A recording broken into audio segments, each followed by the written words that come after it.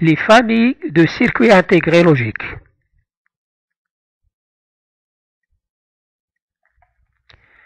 Les circuits intégrés logiques sont classés suivant leur technologie de fabrication.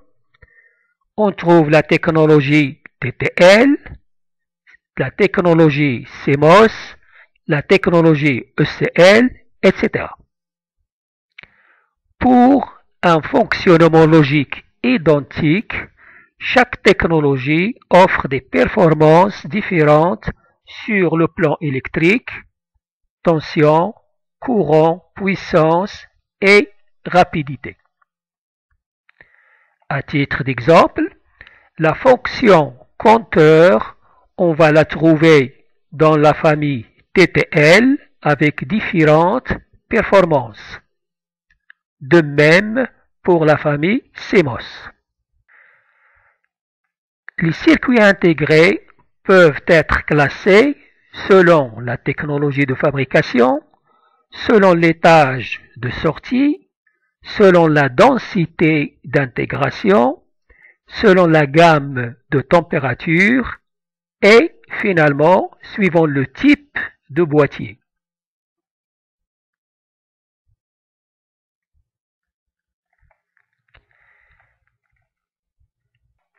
Dans les circuits intégrés logiques, on trouve la famille TTL, la famille CMOS, la famille ECL. Donc on va se contenter d'étudier les deux premières familles.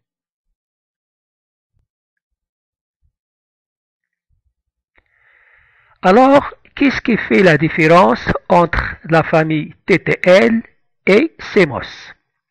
Ce sont les paramètres électriques comme les tensions d'alimentation, les niveaux logiques à l'entrée et à la sortie, les courants d'entrée et de sortie, la puissance consommée, le temps de propagation.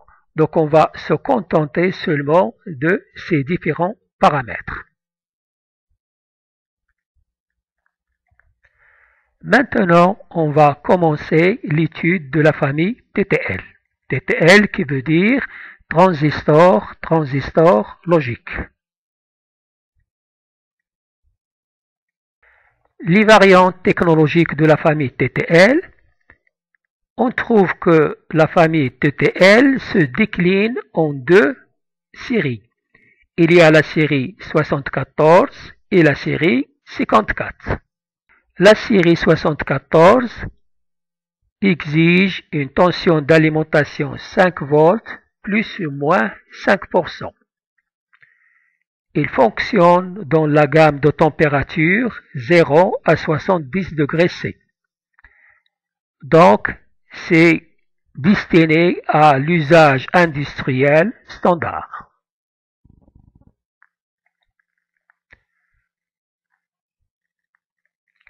Pour la série 54, la tension d'alimentation est de 5 volts plus ou moins 10% et la gamme de température elle varie de moins 55 degrés C à 125 degrés C. Elle est coûteuse, donc réservée aux utilisations dans des conditions ambiantes extrêmes. Donc surtout pour les militaires et engins spatiaux. Donc on peut faire la remarque au niveau de la tolérance concernant les tensions d'alimentation. Pour les 74, c'est plus ou moins 5%, alors que pour la série 54, elle est plus ou moins 10%. De même pour la plage de température. Donc pour la 74, elle va de 0,60 à 70 degrés C. Par contre, pour la série 54, il va de moins 55 à 125 degrés C. Maintenant, pour les différentes séries de cette famille, on vous fait remarquer que le XX, ça remplace le nombre de la fonction du circuit intégré. Par exemple, le 7400, c'est un quadruple porte-NAND à deux entrées. Pour le 74, si la série standard, elle offre un bon compromis entre la vitesse et la consommation. 74, elle possède une consommation réduite, mais un temps de propagation plus élevé. Le L, ça indique low power, ça veut dire faible consommation. Le 74H possède une vitesse de commutation plus élevée et une consommation grande. Le H indique high speed, parfois on trouve le F comme fast. Le 74S, elle est 2 fois plus rapide que le 74H pour la même consommation. Le S indique Schottky qui fait référence à la technologie Schottky. Donc les transistors dans cette technologie fonctionnent à la limite de saturation. Le 74LS, c'est une série qui constitue un compromis entre la TTL L et la TTL S, ce qui donne LS qui veut dire Low Power Schottky.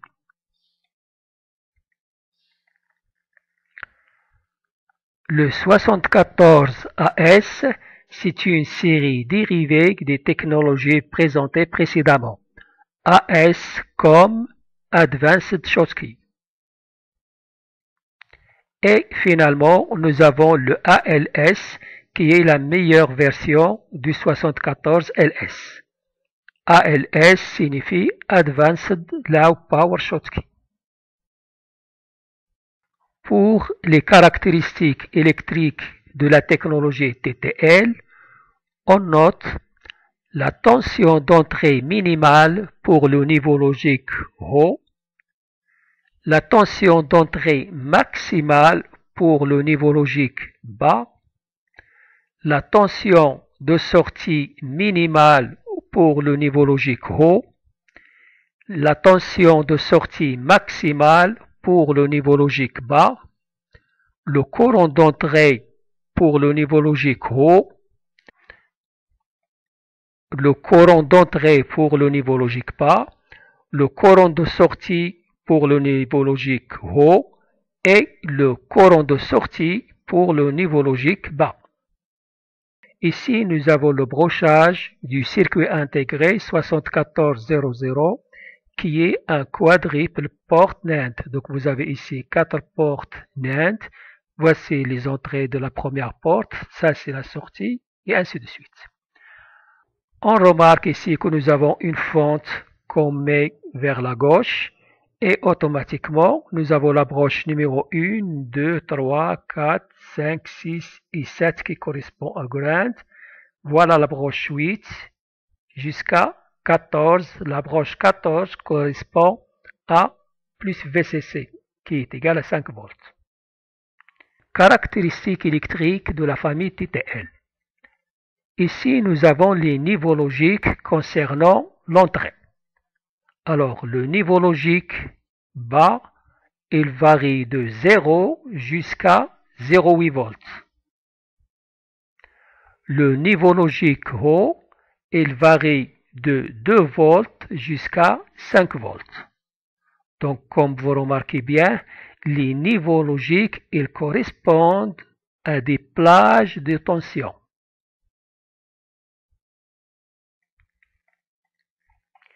Maintenant, du côté de la sortie, le niveau logique bas, il est compris entre 0 et 0,4 volts. Par contre, le niveau logique haut, il est défini entre 2,4 volts et 5 volts. On remarque que les plages des niveaux logiques de la sortie sont inclus dans les plages de niveau logique de l'entrée. Comme on l'a cité tout à l'heure, les niveaux logiques, ils correspondent à des plages de tension. Maintenant, du côté pratique, généralement, lorsque l'entrée d'une porte TTL est reliée à la masse via une résistance, il faut que cette résistance soit bien calculée pour garantir le niveau logique bas. Donc nous avons R max est égal à la tension maximale d'entrée au niveau logique bas divisé par le courant au niveau logique bas, qui est égal à 0,8 volts divisé par 1,6 mA, ça donne R max est égal à 500 ohms à ne pas dépasser. On vous rappelle que lorsqu'une entrée TTL est au niveau logique bas, il fournit un courant qui est égal à 1,6 mA. On parle bel et bien ici de la série standard. Pour les autres séries, il faut consulter la documentation du constructeur. Donc, si R est supérieur à R max, on n'aura plus le niveau logique bas à l'entrée. Donc l'entrée, si vous voulez, on dépasse le niveau logique bas et il ne sera plus reconnu par la porte. Si on dépasse la tension d'alimentation et si on inverse la polarité, on aura la destruction du circuit intégré. Il faut remarquer que lorsqu'on laisse une entrée TTL en l'air, c'est comme si on applique un niveau logique 1. Donc, il ne faut jamais laisser une entrée en l'air, il faut fixer le niveau logique soit au niveau logique bas ou bien le niveau logique haut.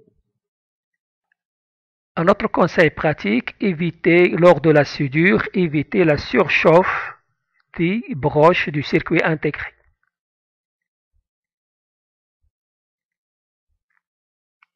Pour la série 74, le courant d'entrée à l'état bas est de 1,6 mA. Le signe moins indique que le courant est sortant de l'entrée de la porte. Toujours avec la série standard, regardez bien, ça ce sont les niveaux logiques que nous avons vus tout à l'heure. Donc, pour être sûr des caractéristiques et des performances du circuit intégré, il faut consulter la documentation constructeur.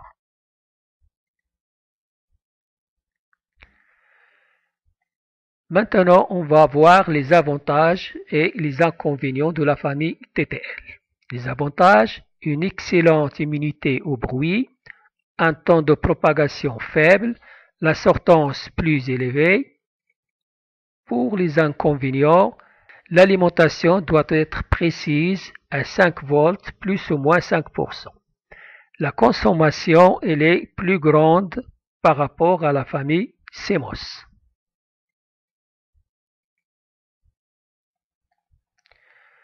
Maintenant, on va aborder la famille CMOS.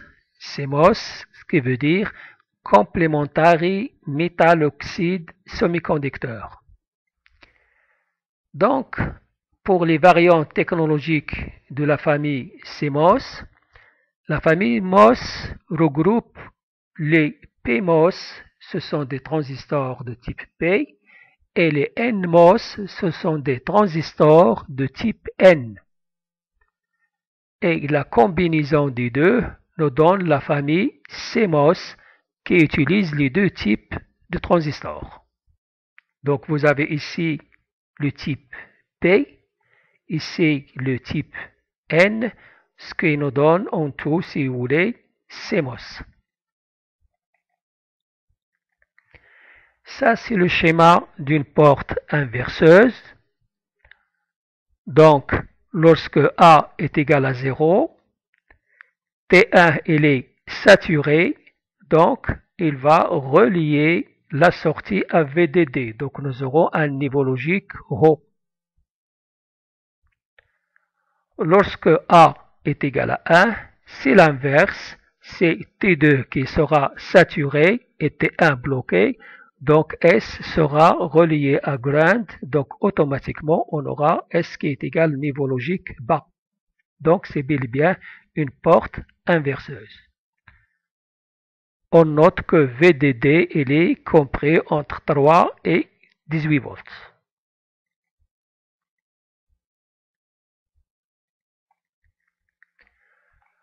Pour les variantes de la CMOS, les anciennes séries 4000 et 14000, ils ne sont pas compatibles avec la TTL. Par contre, les séries 74C, 74AC, etc. ont le même brochage que la TTL.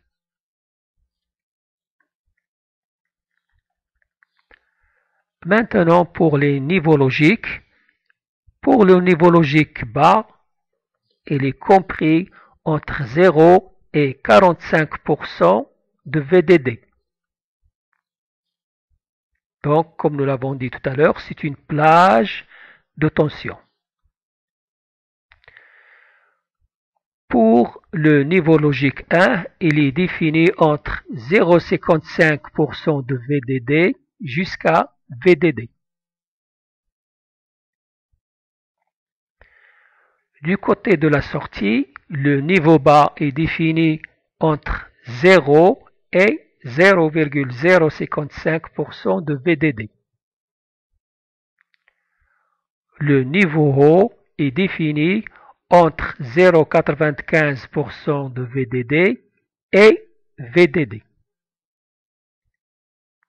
On remarque que les plages de tension des niveaux logiques sont très rapprochées.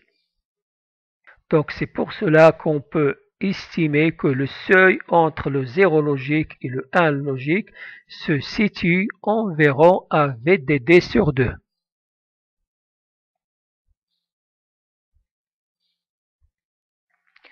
Avantages et inconvénients de la famille CMOS.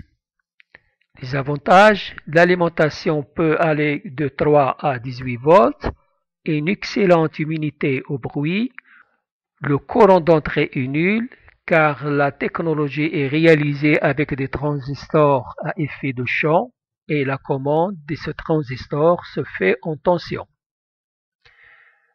Elle présente une faible consommation, donc réservée aux applications qui sont alimentées avec des piles. La sortance est plus élevée, 50, on peut commander 50 entrées avec la série 40000B. B fait référence aux buffers, d'accord, qui sont des amplificateurs de courant. Les inconvénients, alors la vitesse de commutation est plus faible que pour la technologie TTL et elle est sensible à l'électricité statique. Donc nous avons ici un tableau comparatif entre la technologie CMOS et la technologie TTL. Maintenant, pour la technologie ECL, la technologie ECL est la plus récente. Son avantage principal est la rapidité. Elle est 100 fois plus rapide que la série 4000 en CMOS, mais en échange d'un temps de propagation relativement faible, moins de 1 nanoseconde. Les domaines d'application de la technologie ECL sont les superordinateurs et pour les parties haute fréquence des systèmes de télécommunication. Donc les inconvénients de cette technologie, c'est la difficulté de mise en œuvre, consommation élevée, le prix du circuit logique est élevé, le nombre de fonctions logiques existantes limité dans cette technologie. Donc nous avons la série ECL 100K, c'est une série historique non compatible avec la TTL. Elle fonctionne à 125 MHz. Pour la série ECL 100K, meilleure stabilité en température, plus rapide, il n'est pas compatible avec TTL. Et elle monte jusqu'à 400 MHz.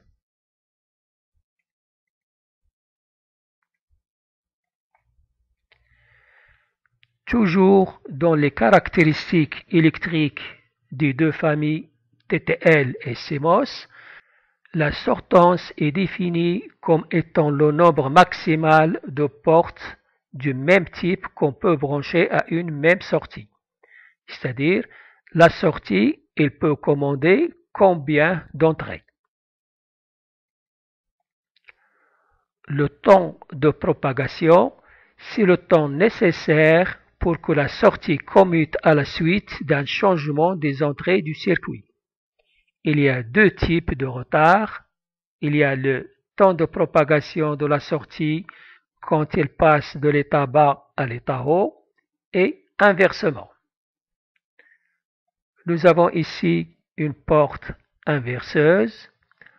Lorsque l'entrée passe du niveau logique bas au niveau logique haut, la sortie ne répond pas tout de suite, mais il va prendre un temps qu'on va appeler temps de propagation du niveau haut vers le niveau bas. De même, lorsque l'entrée passe de l'état haut à l'état bas, la sortie va mettre un temps pour réagir. Ce temps-là, il est appelé temps de propagation de l'état bas vers l'état haut. Donc, la consommation moyenne est donnée par cette expression.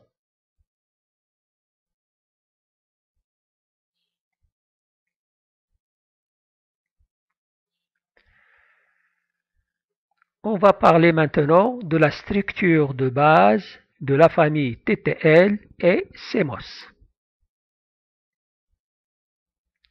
Étage de sortie, totem pole. Donc, nous avons ici la structure d'une famille TTL. Et ça, c'est ce qu'on appelle l'étage de sortie. Il est constitué de T3, T4 et de la diode. Et cette structure est appelée totem pole. Pour analyser le fonctionnement de ce circuit-là, il faut remplacer ce transistor par son schéma équivalent. Ce transistor T1, il est dit multi-émetteur, car nous avons deux émetteurs ici, puisque nous avons deux variables d'entrée A et B. Dans le cas de trois variables, on aura trois émetteurs. Pour l'analyse de fonctionnement, on va commencer par le dernier cas, lorsque A est égal à B est égal à 1. Lorsque A est égal à B est égal à 1, c'est-à-dire on va les relier à 5 volts, ce transistor il est bloqué, T2 il est saturé. Le fait d'être saturé, T2 force T3 à être bloqué et T4 saturé. Donc lorsque T4 saturé, il va relier le point S à la masse. Donc S sera égal à 0. Donc nous avons appliqué 1, 1. Voilà l'état des transistors. Et nous avons à la sortie S est égal à 0. Donc on reprend la même chose avec A est égal à B est égal à 0, 0. Et le reste de combinaison comme l'indique le tableau suivant. Et finalement, on regarde l'équation logique de la sortie et on trouve que la sortie S est égal à A fois B le tout bar.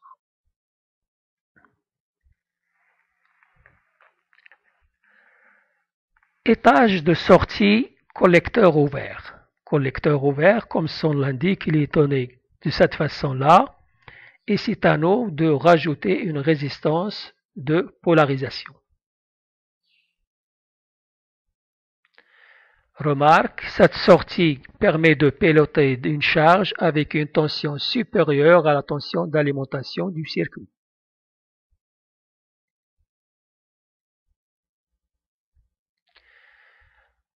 Étage de sortie à 3 états.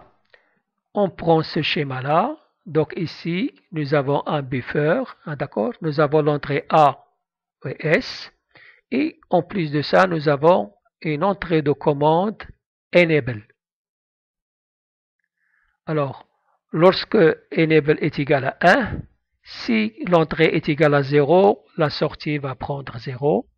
Si l'entrée est égale à 1, la sortie va prendre 1. Mais lorsque Enable est égal à 0, quelle que soit l'entrée, la sortie, elle reste, si vous voulez, en haute impédance.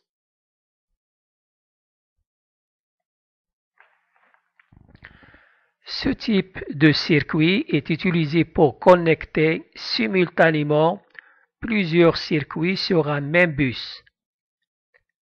Un seul des circuits est connecté à un instant. Les autres sont dites en haute impédance pour éviter tout conflit. C'est le cas dans les microsystèmes avec le bus de données sur lequel sont raccordés de nombreux circuits comme des mémoires, RAM, ROM, etc. Dans ce schéma, nous avons la variable d'entrée A et nous avons l'entrée de contrôle ou bien de commande, c'est Output Enable. Le fonctionnement du schéma est résumé dans ce tableau-là.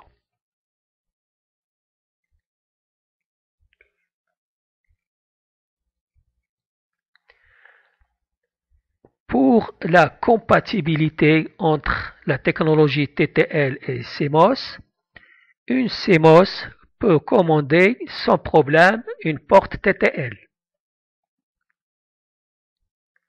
Par contre, une sortie TTL délivre une tension de sortie à l'état haut qui est très proche de la tension minimale d'entrée à l'état haut de l'entrée CMOS.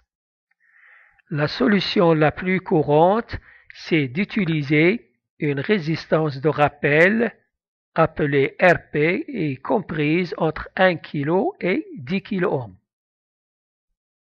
Donc, on utilise cette résistance pour assurer la compatibilité entre les deux familles. D'après ce modèle équivalent, l'entrée CMOS voit la tension VI qui est égale à VCC lorsque la sortie TTL est à l'état haut.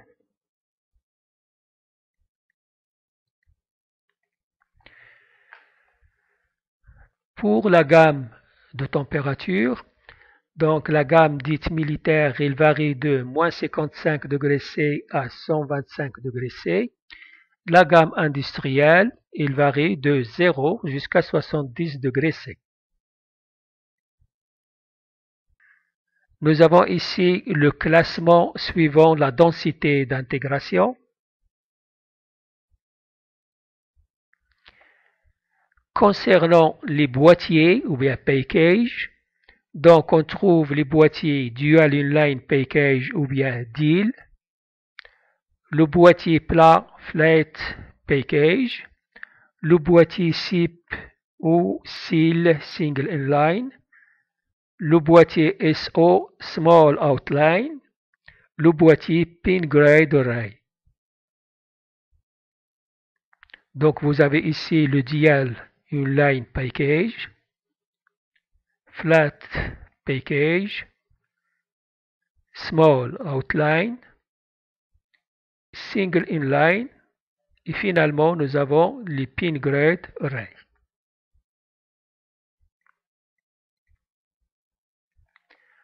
Pour les boîtiers Dual Inline, c'est le plus fréquent, ils ont 8 à 64 broches réparties en deux lignes. On trouve les boîtiers de type plastique ou bien céramique. Donc vous avez ici une présentation des boîtiers Dual Inline sur circuit imprimé. Le boîtier plat, flat package, ont des très faibles épaisseurs et ils sont soudés du côté composant. Voilà. Donc nous avons ici des composants et ils sont soudés sur le côté composant. Remarquez, ils ont une faible épaisseur.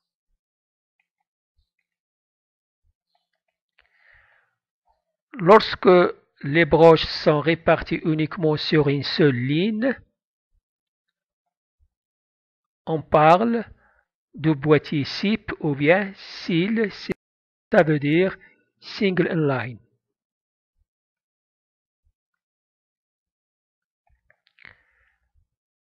Le boîtier SO, Small Outline, c'est un boîtier où l'espace entre les broches est très réduit.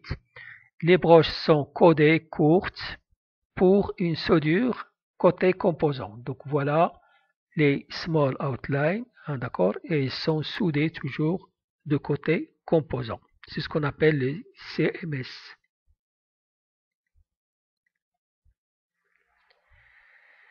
Les boîtiers Pin Grade Array, réseau de connexion, les broches sont réparties sur le périphérique du circuit suivant un ou plusieurs tours. Voilà. C'est un système, si vous voulez, qui est réservé surtout aux microprocesseurs.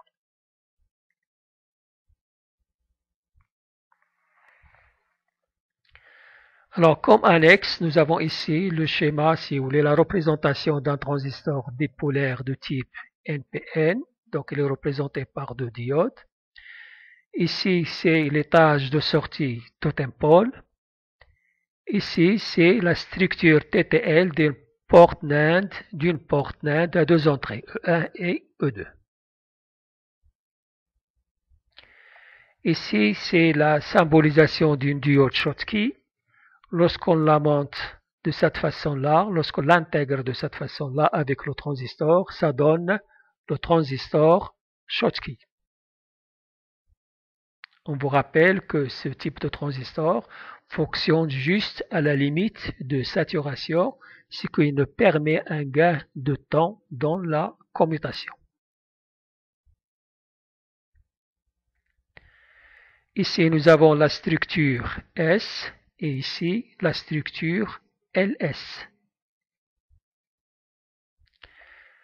Du côté de l'étage de sortie, nous avons ici sortie à collecteur ouvert, sortie bufferisée. Ici, nous avons un montage amplificateur de courant. C'est un montage d'Arlington.